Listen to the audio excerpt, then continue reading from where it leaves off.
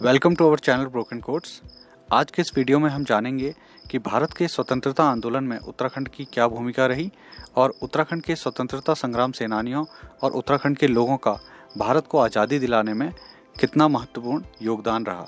तो आज के इस वीडियो का फर्स्ट क्वेश्चन है, उत्तराखंड राज्य के प्रथम स्वतंत्रता संग्राम सेनानी होने का श्रेय किन्हें जाता है? Who is credited for being the first freedom fighter of Uttarakhand state? तो क्वेश्चन नंबर 1 का सही आंसर है option number C, Kalu Singh Mehra. Kalu Singh Mehra Uttarakhand के प्रथम स्वतंत्रता संग्राम सेनानी थे और ये है उनका फोटोग्राफ। क्वेश्चन नंबर 2 है, उत्तराखंड राज्य में होम रूल लीग आंदोलन कब चलाया गया?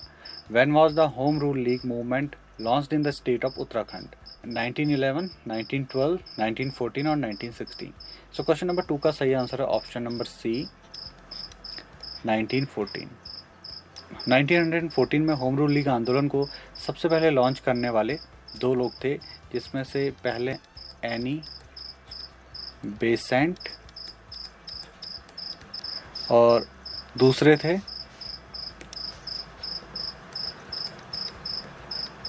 बाल Gangadhar Tilak.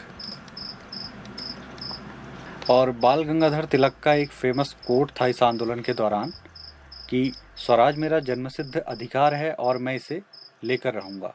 Means home rule is my birth right and I will have it. ये नारा दिया था बाल गंगाधर तिलक ने जब होम रूल लीग आंदोलन की उन्होंने शुरुआत की थी। क्वेश्चन नंबर 3 है, उत्तराखंड के किस स्थान पर डिबेटिंग क्लब की स्थापना हुई? Where in Uttarakhand was the debating club established? Bageshwar, Almora, Nainital और कौसानी? सो क्वेश्चन नंबर 3 का आंसर है option number B, Almora. So debating club की स्थापना हुई थी अल्मोड़ा में। डिबेटिंग, यहाँ पर डिबेट का मतलब होता है विचार विमर्श।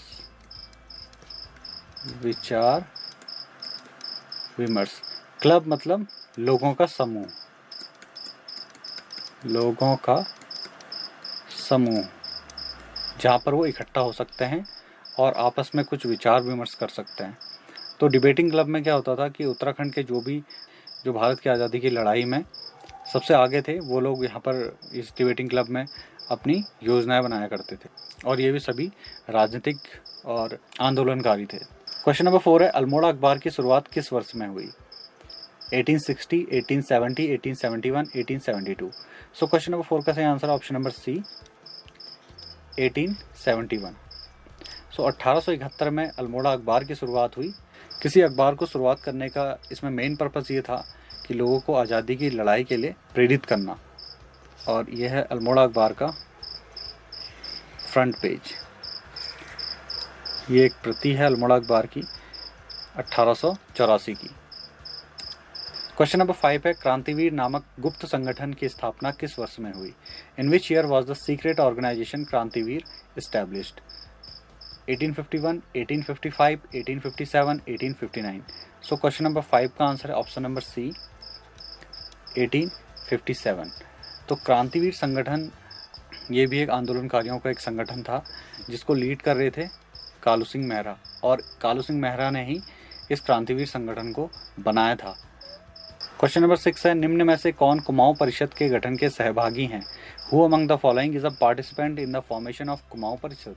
पंडित गोविंद वल्लभ पंत, बद्रीदत्त पांडे, हरगोविंद पंत, उपरोक्त सभी? सो क्वेश्चन नंबर 6 का आंसर है ऑप्शन नंबर डी, उपरोक्त सभी। कुमाऊं परिषद के गठन में इन सभी लोगों का योगदान था।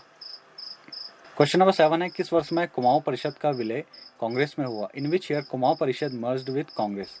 1921, 1922, 1924, 1926? क्वेश्चन नंबर 7 का आंसर ऑप्शन नंबर डी, 1926। सो कुमाऊं परिषद का विलय कांग्रेस में 1926 में हुआ। क्वेश्चन नंबर 8 है, बद्रीदत्त पांडे, हरगोविंद पंत और चिरंजी लाल ने 40,000 स्वतंत्रता संग्राम सेनानियों के साथ मिलकर बागेश्वर में कुली बेगार प्रथा का अंत किस नदी के किनारे किया? Badridatt Pande, Hargovind Pant and Chiranji Lal along with 40,000 freedom fighters put an end to Coolie Begar practice in Bageshwar on the bank of which river? Kali नदी, सरयू नदी, जटगंगा नदी और गोमती नदी? तो क्वेश्चन नंबर 8 का सही आंसर है ऑप्शन नंबर बी, सरयू नदी। सरयू नदी बागेश्वर जिले में है और ये बागेश्वर जो सिटी है वो इस सरयू नदी के किनारे ही बसी है। सो 1921 में इस कुली बेगार प्रथा का अंत किया गया। इसमें क्या था कि अंग्रेजों के सामने, यहाँ पर अंग्रेज हैं इस पिक में, और यहाँ पर हैं स्वतंत्रता संग्राम सेनानी, और इसमें बद्रीदत्त पांडे, हरगोविंद बंद, चिरंजीव लाल और उनके साथी आंदोलनकारी हैं, जिन्होंने कुली बेगार प्रथा के रजिस्टर्स को सरयू नदी में बहा करके इसका विरोध किया, और 1921 में इस प्रथा का अंत हो गया। क्वेश्चन नंबर 9 है, गांधी जी व नेहरू जी ने किस वर्ष में कुमाऊं क्षेत्र की यात्रा व राजनीतिक जनसभाएं की? In which year did Gandhi ji and Nehru visit Kumaon region and hold political public meetings? 1920, 1926, 1929, 1916। So question number 9 का आंसर है ऑप्शन नंबर सी, 1929। 1929 में गांधी जी और नेहरू जी ने कुमाऊं क्षेत्र में कई जगह यात्राएं की, जिसमें से कौसानी, अल्मोड़ा, भंवाली, काठगोदाम, ये सभी जगह थी जहां पर उन्होंने अपनी राजनीतिक जनसभाएं की कि लोगों में आज़ादी की लड़ाई के लिए जागरूकता आए। क्वेश्चन नंबर 10 है, कुमाऊं क्षेत्र के किस स्थान पर गांधी जी 12 दिन के लिए रुके थे? वो अनासक्ति योग के नाम से गीता की भूमिका लिखी। At which place of Kumaon region Gandhi ji stayed for 12 days and wrote the role of Gita in the name of Anasakti yoga? Kausani, Bhanwali, Pithoragarh, Kathgodam. So question number 10 का आंसर है option number A, Kausani. So Kausani Bageshwar जिले में एक हिल स्टेशन है जहाँ पर गांधी जी 12 दिन तक रुके थे, और उन्होंने अनासक्ति योग के नाम से एक अपनी रचना वहाँ पर को लिखी, और वहाँ पर जिस बिल्डिंग में वो रुके थे उसका नाम अब है अनासक्ति आश्रम। क्वेश्चन नंबर 11 है, गांधी जी ने गढ़वाल क्षेत्र की यात्रा किस वर्ष में की? In which year did Gandhi ji visit the Garhwal region? 1921, 1926, 1929 और 1929। सो क्वेश्चन नंबर 11 का आंसर है ऑप्शन नंबर डी, 1929। 1929 में गांधी जी ने गढ़वाल और कुमाऊं दोनों की यात्राएं की, और 1929 में अक्टूबर के महीने में 16 से 24 अक्टूबर में गांधी जी ने गढ़वाल क्षेत्र की यात्रा की। क्वेश्चन नंबर 12 है, निम्नलिखित में से कौन स्वतंत्रता संग्राम सेनानी पेशावर कांड से संबंधित है? Who among the following freedom fighters is related to Peshawar massacre? Badridatt Pande, Chandra Singh Garhwali, Hargovind Pant, Pandit Govind Vallabh Pant. So question number 12 का आंसर है option number B, Chandra Singh Garhwali. तो पेशावर कांड है क्या? पेशावर एक जगह है जो आज के पाकिस्तान में है, और पेशावर कांड हुआ था सन 1930 में। सो 1930 में हुआ क्या था कि चंद्र सिंह गढ़वाली, जिनका ओरिजिनल नेम चंद्र सिंह भंडारी था, वो 2/19 गढ़वाल राइफल्स के एक बटालियन के कमांडर थे, और अंग्रेज़ों ने उन्हें ऑर्डर दिया कि वो निहत्थे अफगान स्वतंत्रता संग्राम सेनानियों पर गोली चलाएं, और उन्होंने ऐसा करने से मना कर दिया। तो इसके बाद उन्हें 11 साल 3 महीने 18 दिन की कैद की सज़ा हुई, और उन्होंने 11 साल 3 महीने 18 दिन जेल में बिताए। तो उन्होंने निहत्थे अफगान स्वतंत्रता संग्राम सेनानियों पर गोली नहीं चलाई। इसको देखते हुए गांधी जी ने चंद्र सिंह भंडारी को गढ़वाली की उपाधि दी, और उस दिन से उन्हें चंद्र सिंह गढ़वाली के नाम से जाना जाता है। क्वेश्चन नंबर 13 है, चनौदा, सोमेश्वर, अल्मोड़ा में गांधी आश्रम की स्थापना किस वर्ष में हुई? इन विच ईयर गांधी आश्रम was established in Chanauda? 1937, 1938, 1939, 1940। Question number 13 का आंसर ऑप्शन नंबर ए, 1937।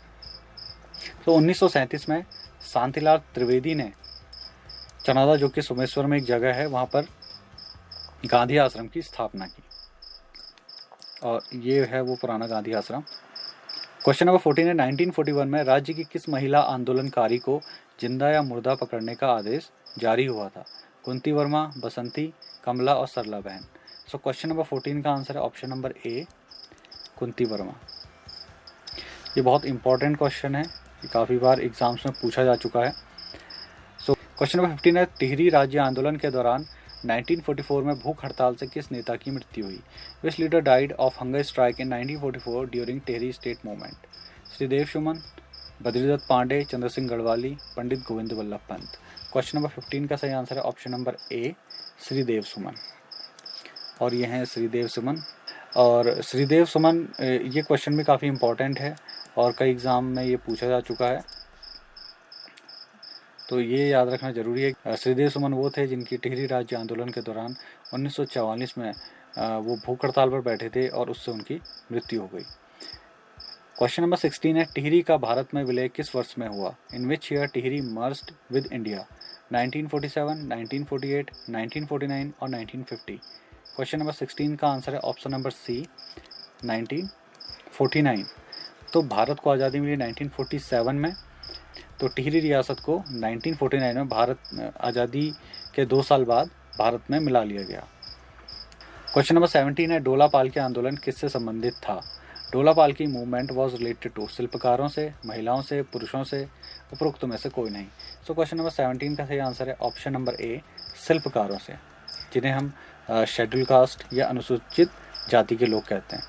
डोला पालकी आंदोलन को शुरू किया था जयानंद भारती ने, और ये हैं वो जयानंद भारती। और डोला पालकी आंदोलन मेनली क्या था, इसमें जो शिल्पकार थे या अनुसूचित जाति, उस समय तो अनुसूचित जाति बनी नहीं थी, तो अनुसूचित जाति के जो लोग थे उनको डोला पालकी यानी कि शादी में डोला पालकी का यूज़ करना प्रोहिबिटेड था, मना था। तो इसके लिए उन्होंने एक आंदोलन की शुरुआत की कि जिससे डोला पालकी का यूज़ शेड्यूल कास्ट के लोग भी कर सकें। तो उसी आंदोलन को डोला पालकी आंदोलन कहा गया और जयानंद भारती ने इसकी शुरुआत की थी। क्वेश्चन नंबर 18 है दलितों के लिए शिल्पकार शब्द का सर्वप्रथम प्रयोग किसने किया? Who first use the word Shilpkar, the architect for Dalits? Hariprasad Tamta, Badridatt Pande, Kalu Singh Mehra, Anusuiya Prasad. So question number 18 का आंसर है option number A Hariprasad Tamta, और ये हैं वो हरिप्रसाद टमटा। क्वेश्चन नंबर 19 है कनकटा आंदोलन किसके खिलाफ था? Against whom the Kanakata movement was? भ्रष्टाचार के खिलाफ, शराब के खिलाफ, बेरोजगारी के खिलाफ, शिल्पकारों के खिलाफ। सो क्वेश्चन नंबर 19 का सही आंसर है ऑप्शन नंबर ए भ्रष्टाचार के खिलाफ। सो कनकटा आंदोलन था भ्रष्टाचार के खिलाफ। क्वेश्चन नंबर 20 है निम्न में से कोटखर्रा आंदोलन का उद्देश्य क्या था? Which of the following was the objective of the Kotkharra movement? भूमिहीनों को भूमि वितरण, बेरोजगारों को रोजगार देना, अनाज वितरण, समानता का अधिकार देना। क्वेश्चन नंबर 20 का सही आंसर है ऑप्शन नंबर ए भूमिहीनों को भूमि वितरण। यह था कोटखर्रा आंदोलन का मुख्य उद्देश्य।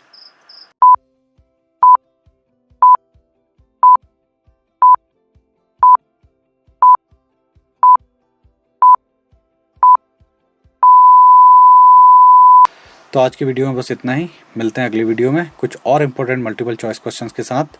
तब तक के लिए कीप स्टडिंग।